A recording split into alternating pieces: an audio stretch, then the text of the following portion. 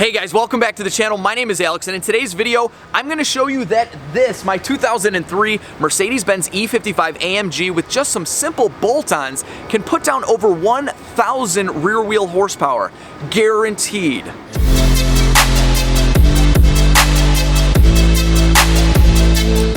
All right, maybe 1,000 wheel horsepower is pushing it just a tiny bit. I'd be happy with anything in the mid to low 500 wheel horsepower range. And honestly, ever since I got the E63 front bumper grille, blacked out the headlights, I haven't been thinking about horsepower at all because this car looks so freaking good. Okay, so today we are at Speed Incorporated in Schaumburg, Illinois, and a big thank you to Speed Inc. because they were able to fit me in last minute on their dyno. I normally tune the car, or all my cars, at Performance Solutions in Schaumburg. Their dyno broke. It's gonna be a while till they're up and running, and I wanna get this thing to the track. So Speed Inc. fit me in. Big thank you to those guys. If you don't know about Speed Inc., check out their link in the video description box. They build some of the fastest cars in the world. It's primarily a domestic shop, and I've been a customer for a very, very long time. Now, speaking of tuning, we will be remote dyno tuning this car, and what that means is Tony from Race IQ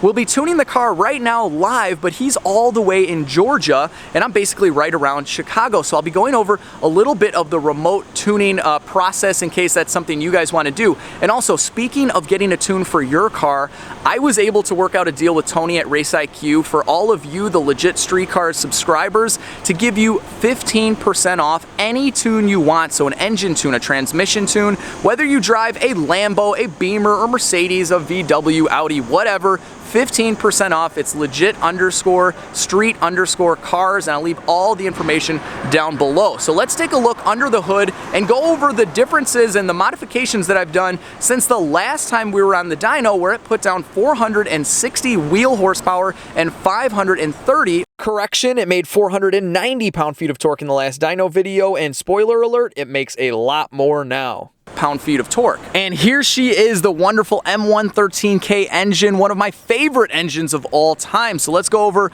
what's been done to this thing since the last time it was on the dyno. If you remember, the last time we just had the Eurocharge mid-length headers, the Eurocharge tune, and we had a few cooling mods, including the 2.5 gallon tank under the hood. We have a Superflow VRP coolant pump somewhere under there, and then we had the larger VRP heat exchanger. Since then, I've added the smaller secondary VRP heat exchanger, and then in the horsepower department, we added a couple things, but I think most of our power is gonna come from this right here, and this is a 76mm VRP clutched pulley. This is their Black Series pulley, and we are producing about 12.5 pounds of boost, whereas before with just the headers, we were at about 9.5, and the exhaust has stayed exactly the same, so just mid-length headers, no cats, and factory resonator and muffler. Other than the pulley, we have added an 82mm throttle body and a water methanol injection kit. You can see one of the nozzles goes right here, right after the throttle body, and then we have another one down there that you can't see that is post intercooler. This is 90% water, 10% meth, and we will not be adjusting the tune for this. So I'm going to tune it without the water methanol injection on. Then after the tune is basically done, we'll turn that on and see if it makes any real world difference. I'm just hoping for lower intake air temperatures, which should result in some more power. So with that being said, let's get this thing strapped on to the Speed Inc. dyno and go for our first pull.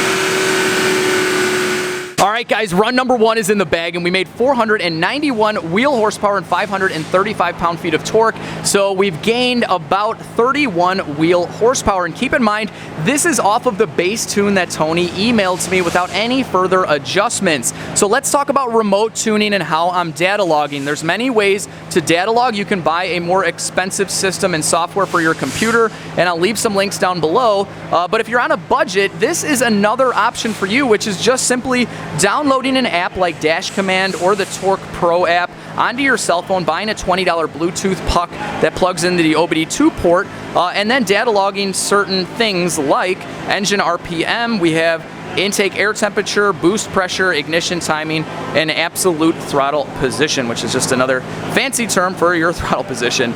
So we're gonna go into File, Log Management, and we're gonna go to the last log, which is the run you guys just saw, and we're gonna hit play here.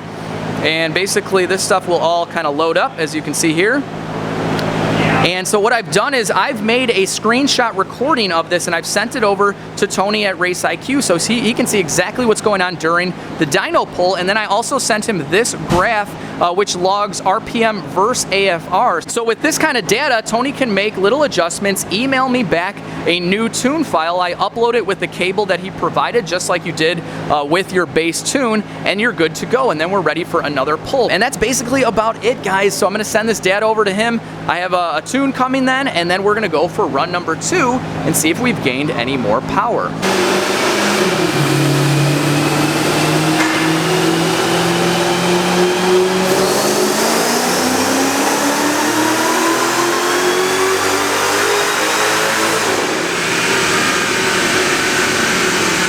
If you guys were around for the last dyno video on this car, then you know one thing. The E55 is super consistent. Check this out.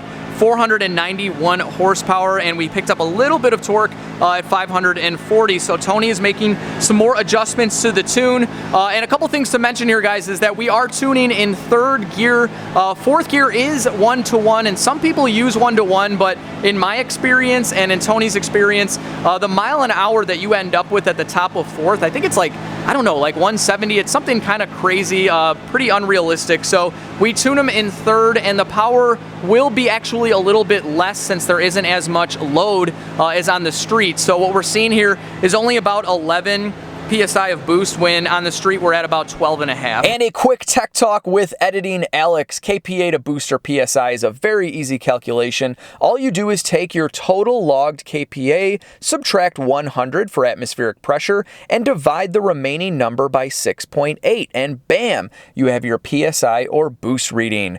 Now enjoy the rest of my video. But again, this is dyno tuning, guys. This isn't necessarily for numbers. This is to fine tune the car so that when you go to the racetrack where it really counts, you run as fast as you can. So Tony is sending over the updated file. I'll zip it into the computer on the car, and then we'll go for run number 3. And then I think after that one, we're gonna turn on the water methanol injection and see what that does.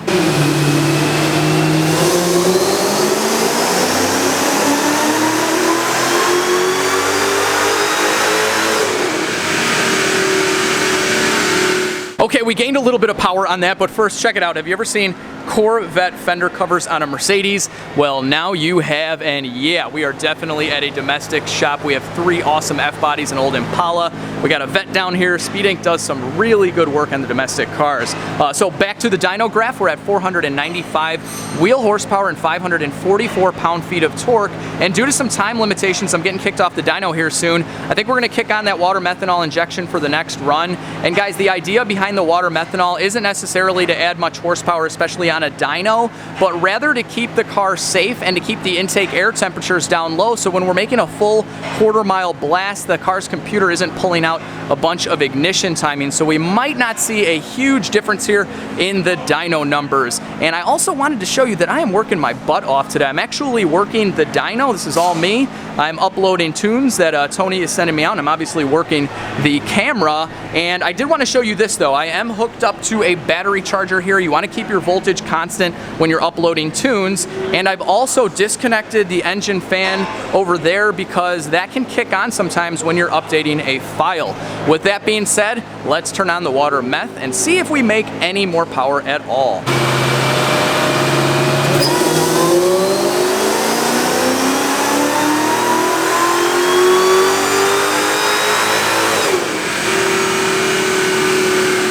All right, so we did lose a little bit of horsepower with the water methanol injection. We're at 483 rear wheel horsepower and 549 pound-feet of torque. And this makes perfect sense considering the AFR dipped into like the 10.8 range. Now, this is a little surprising for me. I didn't expect that big of a drop in AFR because I'm only using 10% methanol. So I'm gonna have to experiment, and I may try using 100% water because I really wanna keep this just for cooling. I don't wanna add any power with methanol to where sure you have to tune for it, because then you add in another level of risk. If the water methanol doesn't kick on, then you could do some engine damage, and I don't want that. Luckily, the AFR with the water methanol injection off is perfect. It's dead on, timing is perfect, and everything in the tune is great without the water methanol injection. So what's really cool is that Tony can update my file for me even more, so I'll send him some more data logs, and we'll hit up the quarter-mile drag strip where we'll get some really good data, send it to him, he'll email me another file,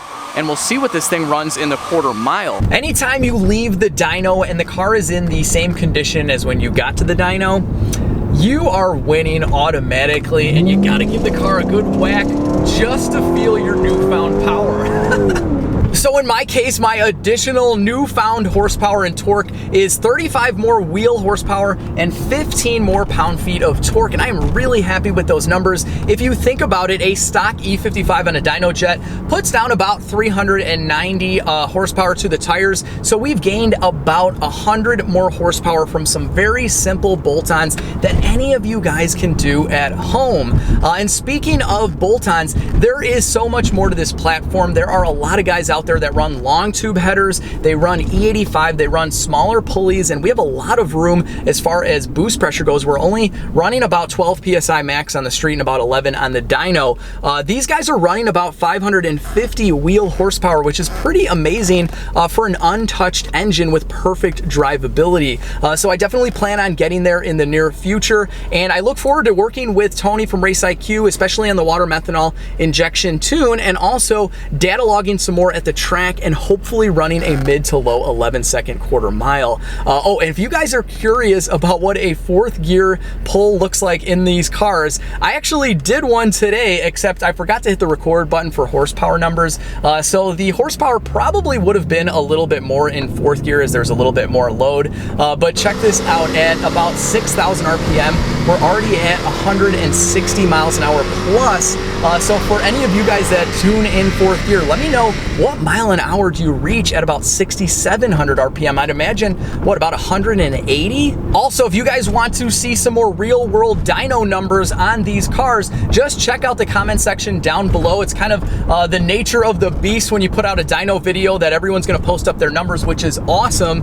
Just keep in mind that there are a lot of variables, dynoing in third or fourth, the temperature, the type of dyno, and all that kind of good stuff. But you guys will be able to see down there what a lot of other M113K engines are putting down, and it's pretty amazing to be in the mid 500 range with the factory blower. I think on this old of a platform is just awesome. So with that being said, guys, I really hope you enjoyed this video. If you're new and checking in for the first time, please consider subscribing. I'd love to have you. For all my current subscribers, thank you so much for watching the video. Check out the video description box down below. I'll have a link to Race IQ and the coupon code, and I'll probably put down there some more details on the logs in case some of you guys that do your own logging are curious to exactly what the intake air temperatures were, what timing was, and stuff like that. All right, so I'm rambling now. I hope you guys have an awesome day, and I will see you all in the next video. I don't know what's going on, man. I couldn't even bench 200 today. I don't know, maybe it's the muscle milk? Hang on. No, bro, definitely not the muscle milk.